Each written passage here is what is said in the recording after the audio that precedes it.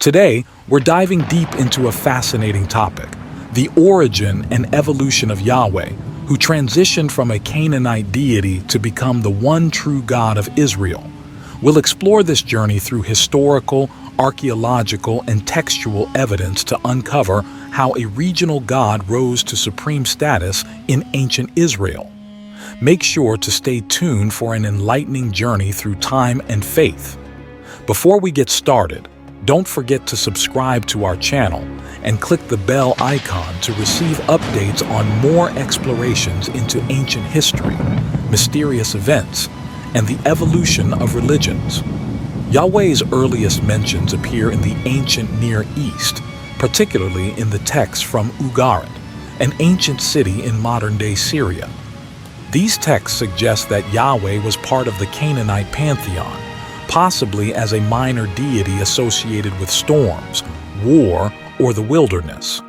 Some scholars believe Yahweh may have been a manifestation or aspect of the god El or Baal, both prominent in Canaanite worship.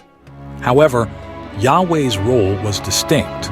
While El was the chief deity and Baal was often associated with rain and fertility, Yahweh may have represented a more fierce, martial aspect tied to the harsh environments of deserts and mountains.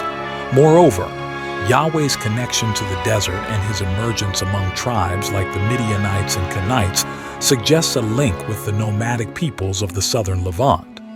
Inscriptions found in areas like Kuntilet Ajrud and Kirbet El Kam indicate that Yahweh may have been worshipped in conjunction with other deities, such as Asherah, a goddess often depicted as Yahweh's consort or partner. This syncretic worship illustrates a fluid religious environment where Yahweh's character was molded by various cultural influences. As the Israelites began to emerge as a distinct group, Yahweh started to gain prominence as their central deity. Unlike the fertility gods worshipped in Canaan, Yahweh was viewed as a warrior god who protected the Israelites during their nomadic journey through the wilderness. This unique characteristic set Yahweh apart from other Canaanite gods, aligning with the Israelites' experiences of struggle, survival, and conflict in a hostile environment. Yahweh's identity as a god of storms and battles resonated with the Israelites, who saw him as their divine protector in their many confrontations with neighboring tribes and city-states. Interestingly, evidence from archaeological findings like the Kuntilet Ajrud inscriptions suggests that Yahweh may have been worshipped alongside a goddess figure, possibly Asherah. This indicates a more complex early form of monotheism or henotheism, where one god is worshipped without denying the existence of others. Some ancient inscriptions even refer to Yahweh of Samaria and his Asherah, suggesting that early Israelite religion may have been more inclusive of divine feminine elements than later traditions. Now, our trivia. Did you know that Yahweh's original role in the Canaanite pantheon is still debated among scholars? Was he a god of storms, a manifestation of another deity, or something entirely different?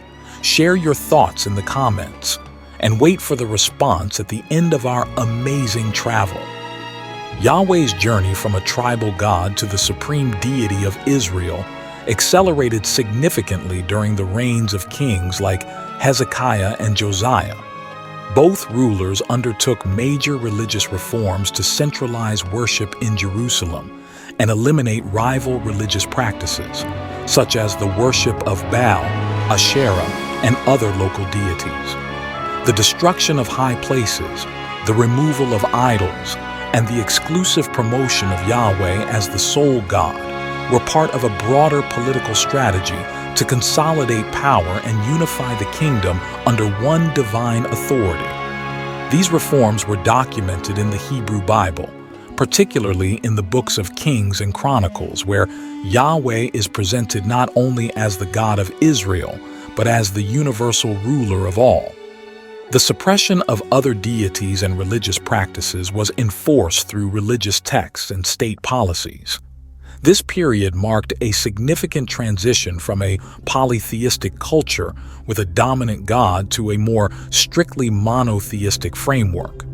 It set the stage for the emergence of Yahweh as the sole, omnipotent deity worshipped exclusively by the Israelites. The Babylonian exile was a turning point in the development of Jewish monotheism. With the destruction of the temple in Jerusalem in 586 BCE and the exile of the Jewish elite to Babylon, the Israelites faced a crisis of faith. Separated from their homeland and their sacred temple, they were forced to rethink their relationship with Yahweh. It was during this period that the idea of Yahweh as the one true God, not just of Israel but of all nations, began to solidify.